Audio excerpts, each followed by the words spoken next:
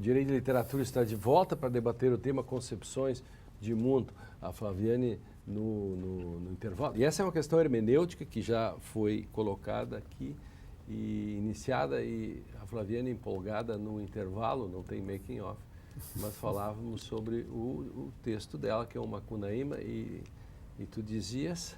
Eu dizia que a ideia de um herói sem caráter, eu acho que tem um outro senso, a ideia que é a proposta de uma crítica hoje, que a gente pode ver hoje, a uma planificação do que é o povo brasileiro, que é o povo brasileiro politicamente correto, mas que não tem, então, aquela distinção entre o índio, o negro e o branco, que era a ideia central da crítica que o Mário de Andrade fez no texto do Macunaíma. Por isso aquela cena em que ele entra no lago e fica branco, não é? O irmão dele entra e fica pardo, e o outro só fica com as mãos e os pés brancos, né, e continua negro. E isso me parece que é justamente a questão do caldo de cultura do Brasil que a gente quer negar de alguma forma, né, e que o direito, em determinada medida, precisa resolver isso. Eu escolhi isso também por uma questão que teve uma decisão do Tribunal de Roraima, há 2 semanas atrás, que está no Conjur, que é um lugar, né, na internet que você está sempre falando. É uma espécie de New York Times. É o New York. Passa a existir. Pois é. Em que eles deixaram de aplicar uma pena para um índio que matou um outro índio da mesma tribo, porque ele já tinha sido punido dentro da comunidade. E é uma punição diferente, mas era uma punição. Então, o Brasil hoje aceitar, né, hermeneuticamente, que eu tenho outras formas de aplicar o direito que não aquela que nós tradicionalmente conhecemos, que seria matar alguém, pena, né, de 6 a 20 anos ou 12 a 20. 6 a 20 anos. 12 a 30. A pena dele foi totalmente diferente. Foi ele ser transferido para uma outra comunidade indígena e trabalhar e auxiliar essa outra comunidade e aprender a língua e os costumes dessa outra tribo indígena. Ostracismo. Interessantíssimo. E quem são os tradutores, né, de um código civil para outro código? De todo modo, Flaviane, os produtores aí, o André e o Dieter, podem estabelecer um programa só para discutir essa decisão. Eu estou estudando ela, escrevendo sobre ela. Para não passar assim tão batida assim, porque um conservador como eu, assim, por exemplo, que sou assim sou constitucionalista e tal, né? Sou constitucionalista, mas sou limpinho, né? Como se diz. Ficaria assim um pouco. Eu queria mais elementos sobre isso, mas dá para fazer um programa sobre essa questão. Mas uma nova cosmovisão, claro. É respeitar mas por isso, outra forma de entender o mundo, a comunidade e a própria por isso que o seu exemplo compreensão. Eu achei fantástico o seu exemplo tema. cai como uma luva. Nós estamos falando em cosmovisão, visão de mundo, né, Adriano? Mas eu queria tocar nisso, porque o que significa o direito, né? Nós podemos voltar depois a esse tema, eu gostaria de voltar ao tema esse do messianismo, né? Mas o tema do que significa o direito em termos de visão de mundo.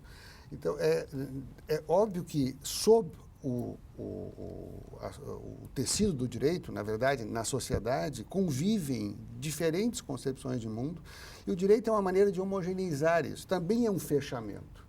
Né? Agora, esse fechamento está cheio de vasos comunicantes com esse tecido, né, subterrâneo da sociedade que precisa de um certo ordenamento. Então, é interessante perceber que o direito aparece ali como um fechamento com o qual nós concordamos para ter uma certa eficiência. Eu sou muito funcionalista, né? Sou flexível, acho que ainda podemos acomodar muitas coisas, desde que isso produza um resultado eficiente. O fechamento do direito parece ser uma necessidade, porque se essas visões de mundo, né, convivessem abertamente, sem um fechamento para a resolução dos conflitos, quem sabe nós não conseguíssemos fazer isso. Essa é a questão paradoxal do direito, porque o direito, ao mesmo tempo que ele chateia as pessoas. Por exemplo, estamos discutindo uma conversa entre o ex-presidente e a presidente, não autorizada por lei, que é absolutamente ilícito. E as mesmas pessoas que acham que o direito é importante, mas porque ideologicamente torcem contra a presidente, eles acham que o direito não é importante. Quando, uma hora antes, para eles chegarem no local, eles passaram pela estrutura do direito, passaram pelo aeroporto, passaram por uma lei, passaram por um processo, que é o raio-x. E lá no raio-x, engraçado que no raio-x do aeroporto, você não gostaria que o cara escolhesse as pessoas, né? Ah, você, eu vou revistar você, você não, você é bonitona, eu vou deixar, você não é, você é feio, você não, você sim. Aí o cara disse, não, eu quero que todos sejam iguais. Viste? Agora, por que é que quando... Por isso que o direito é paradoxal. Ele, ao mesmo tempo, incomoda as pessoas, mas ele fecha. Isso. Ele segura. Esse é o ponto. Ele cria uma possibilidade de discussão dessas visões de mundo conflitantes. Né? Mas ele, tem que se frisar, ele é permeado por isso. Então, e como é que ele é permeado? Desde as manifestações das pessoas que estão interessadas no direito para resolver os conflitos, mas também naquele que decide. É óbvio, né? Então, a posição daqueles que estão fazendo o direito, do juiz, das partes, isso está permeado também das suas visões. E aí vem a questão, como que a visão de mundo do julgador pode se sobrepor só porque é a visão dele? Quando a visão dos que fizeram a lei é outra. Isso é um enigma agora, que vem... Eu acho tão interessante como isso, assim, no Brasil, essa idiosincrasia, né, que se manifesta nesse fenômeno, né, do direito singular que cada juiz maneja do jeito que ele quer, sai um pouco de uma cultura assim do mando, né, que ainda está muito presente. Patrimonialismo tem a ver com isso. Né? Mas também do mando assim puro e duro, né, do mando de antigamente, né, do dono de terras que tinha que se afirmar. Eu estava para um congresso em Vitória da Conquista, no sul da Bahia, uma pequena cidade, e no museu dessa cidade tem guardado uma carta de duas famílias proeminentes dessa cidade que em 1950 ou 60, ou seja, quando já tinha assim todos os códigos penais e civis perfeitamente constituídos, registraram em cartório, né, uma espécie de contrato mútuo, né, que eles iam extinguir a vendetta entre as duas famílias, detalhando assim como se fosse um novo código civil penal, né, que eles não iam mais fazer uns contra os outros, assim.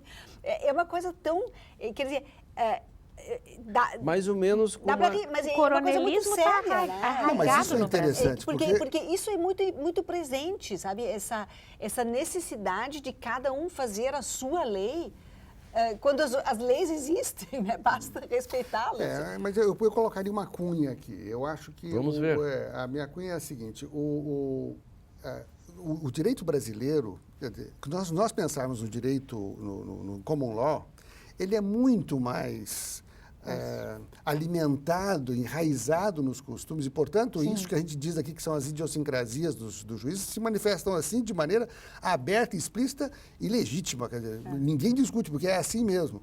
Então, essa permeabilidade do direito é parte constitutiva dele. Claro que nós caminhamos sempre lá um pouco mais... Mas uma cunha, em cima da cunha tem um problema. Tem razão, mas isso para o Brasil, porque o juiz brasileiro, se fosse mudar para a Alemanha e fizesse as coisas lá como ele faz aqui, ele perderia o cargo em 15 dias. Pois mas a cunha é cega. E lá não tem felicidade, com certeza. Na Áustria, então, na tua terra, lá, olha. Mas a cunha é cega. Lá um juiz é obrigado, sim, a uma vida da mais absoluta lisura, porque se ele fizer qualquer coisa assim no domínio privado que contradiz a lei, ele já periga perder o seu... Imagina ele na passeata, né? Imagina na passeata para derrubar o primeiro-ministro da Áustria, vestido com a camiseta e depois decidindo.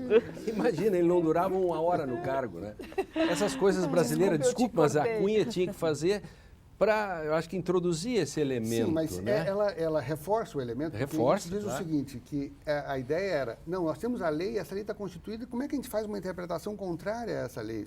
Mas é isso, a lei não está, ela não traz em si a interpretação dela. Então, a interpretação que se faz naquela cultura, ela é totalmente dependente das pressões, né, subterrâneas, sociais, que são feitas, que são micropressões, que é o modo... Aqui tem uma frase que é muito interessante, que a certo momento nós somos confrontados, não a certo momento, em vários momentos da vida, mas aqui, como fala-se da mística, é com o como da vida. Então, o que nós estamos falando aqui é o como da nossa vida, como é que nós vivemos aqui, e isso, obviamente, se reflete em como os nossos juízes vivem, que eles não são pessoas de outro mundo, são pessoas do Brasil. Então, para dizer que, né, a ideia de que a gente pode ter uma ligação direta entre o que está positivado e uma decisão, não apenas é uma ideia vã, mas talvez seja uma ideia ruim. Porque, se nós tivéssemos isso, nós rapidamente poderíamos entrar na obrigação de todos nós nos submetermos a uma visão de mundo. Claro. Entendeu? Que aí Quer dizer, não era ausência de visão de mundo. Mas é o fascismo o jurídico, é o totalitarismo. Então, É como se todas as hipóteses de aplicação de uma lei já estivessem dadas, que é um problema do século XIX, que era uma pretensão muito mais política que filosófica, porque nem os alemães do pandectismo acreditavam que era possível colocar todas as hipóteses de aplicação num conceito. Mas politicamente era necessário. Mas também era devedora de uma visão de mundo em que poderíamos alcançar, poderíamos chegar Sim, a há isso. um grau de objetivismo forte. E uma expectativa de que era possível isso. Eu acho que esse desencantamento, nós passamos por ele no século XX. Windscheid, que era um pandectista, chega a dizer num determinado momento, né, que eles achavam que devia se colocar as hipóteses de aplicação num conceito, que é uma pandecta, que chamava-se um conceito. Mas que também era necessário, de todo modo, se era possível ou não era tão importante como era necessário politicamente para evitar que os juízes conspurcassem. E fizessem como se disse como quisessem. É isso. Então, só para fechar essa questão, e o Direito e Literatura vai para um novo intervalo, né? Na volta a gente continua a discussão sobre concepções de mundo. Qual é a sua concepção de mundo, né? Bom, pode não ser exatamente a nossa, mas de algum modo nós temos que nos entender para não virar uma fragmentação e um relativismo. A gente já volta.